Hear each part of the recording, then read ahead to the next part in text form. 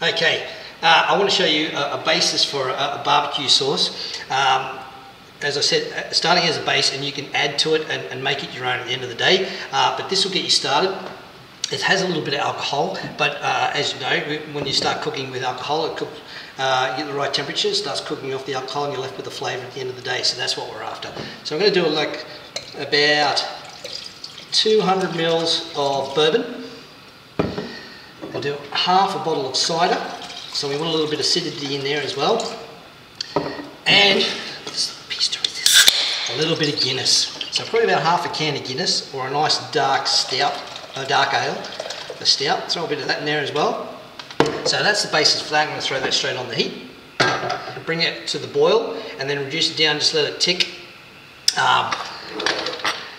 And then reduce down to a nice consistency that you're happy with. And as I said, this is a base. You can add things like the jus from your roast, from your ribs, things like that. All goes in there. It's all flavour at the end of the day. Or if you want to serve that up straight away, grab some bone broth, add it to that, and it'll give you a nice flavour to add to it as well.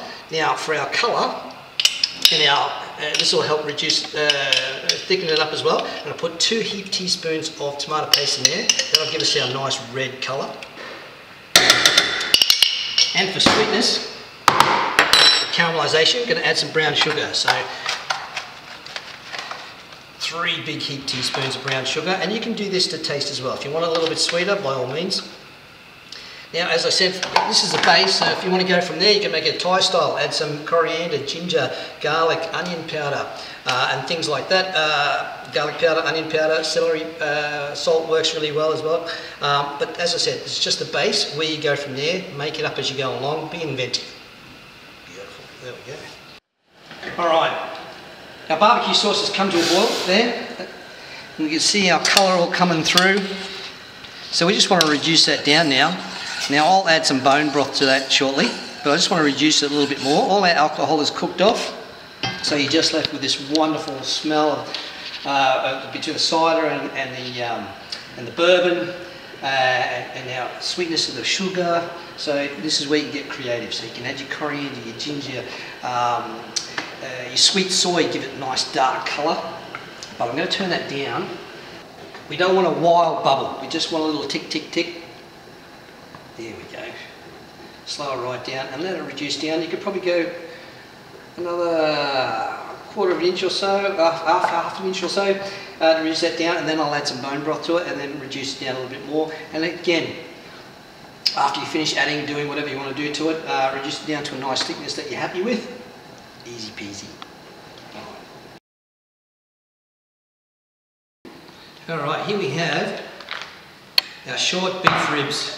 Oh my God, look at the size of that.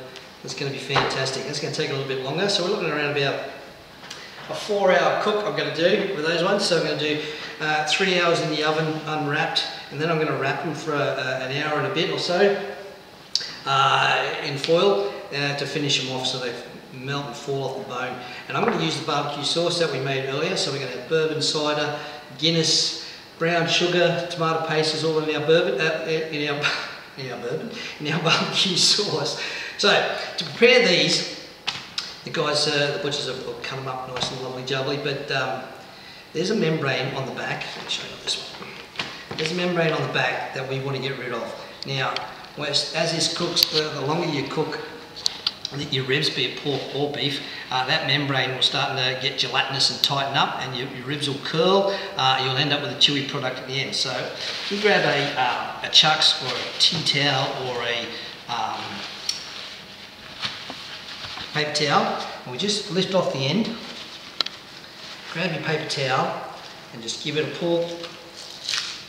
Should come off in one piece if it doesn't make a liar out of it. There we go. So yeah, grab your paper towel, pull that corner away. Now you can cook these whole, we can cut them up and cook them individually. I'm just going to cook them whole. Start with, there we go, once we've cleaned those up. Now just be aware that some of the butchers can get, with your pork ribs or your beef ribs, get a little bit lazy and leave that on there. and what they do is score it. So just grab the knife and just score it, and you still end up with chewy bits on there. So if you get the chance, and you know what you're doing there, get it off. It makes for a better product at the end. There we go. Now I'll set those up in a tray, add some rub or some barbecue sauce to that, and we're good to go. And what I did was I took a bit of our barbecue sauce whilst reducing down there, but just to get it started, I'm just going to pour that on there, because once these are cooked through, a nice little glaze on there, I'm going to add some more barbecue sauce onto it in any case. Now you can do this with a straight rub if you like, salt and pepper, easy, lots of flavour. You can make up a rub, you can buy them already pre-made, and that's going to go straight into the oven for 2.5 to 3 hours uncovered, and then I'm going to take them out. I'm going to wrap them. I'll show you when we get to that point for an hour and a bit or so, and then let it rest for an hour and be absolutely perfect. All right, so I think we're good to go.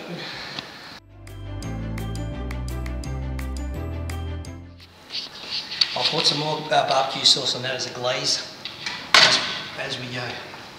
All right, done. Beef ribs, they've been in the oven for almost 2 hours, but we put on a little bit of barbecue sauce, and we just want to get some colour. So let's pull them out.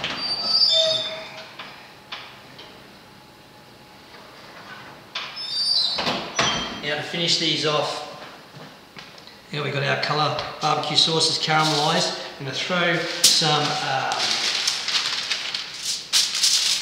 aluminium foil down. I'm going to use a bit of greaseproof paper to stop it from sticking. But the secret ingredient that I'm going to add. Now we used our apple cider earlier on to make our barbecue sauce. So we're going to use a little bit of that for moisture. So I'm going to pop that rib straight onto our paper. I'm going to throw in some butter.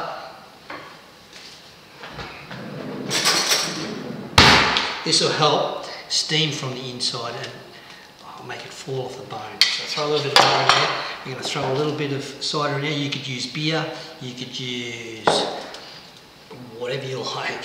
Again, your kitchen, your menu. Alright, so we're going to wrap that nice and tight.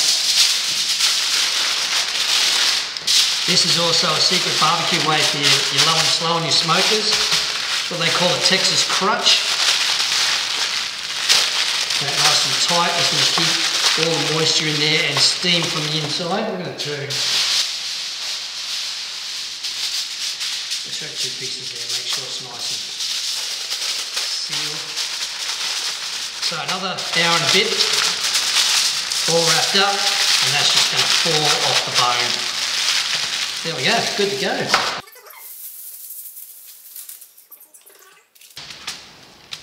Now, just quickly, we were talking about the barbecue sauce earlier, and everything that you cook with has flavour.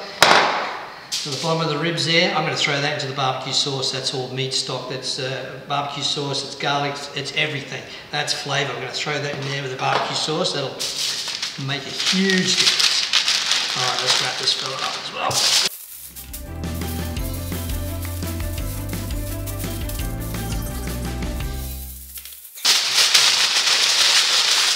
Now, I'm going to throw that back in the oven, but I'm going to drop the temperature to 150 degrees for the next hour and a bit, 2 hours, because that's quite a big fella. And we'll pull it out and we'll show you the results. Okay, so our beef ribs, we've had just over 3 hours in the oven. We did it an hour uncovered. It gets a nice caramelisation on the outside of our rib. And then we wrapped it, as I said, in the Texas crutch. But let's see how it turned out.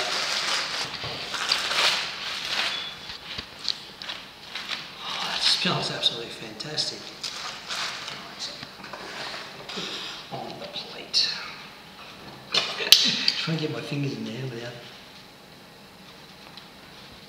Oh, there it is. It's exactly what we want. Beautiful. So just nice and tender. It is falling off the bone, but it's not falling apart, so it has a nice little bite to it. There's the inside. Oh, it smells absolutely fantastic. Let's pop that onto a... Oh, the bones are just falling off. So what we did just before we wrapped the two, I added a little bit of barbecue sauce to give it a nice little glaze. And there we have beef short rib, just over 3 hours, nice and simple. So it was at 180 degrees to start with for the first hour, and then I dropped it back to 150 degrees for the next 2 hours. And there's our end result. Fantastic.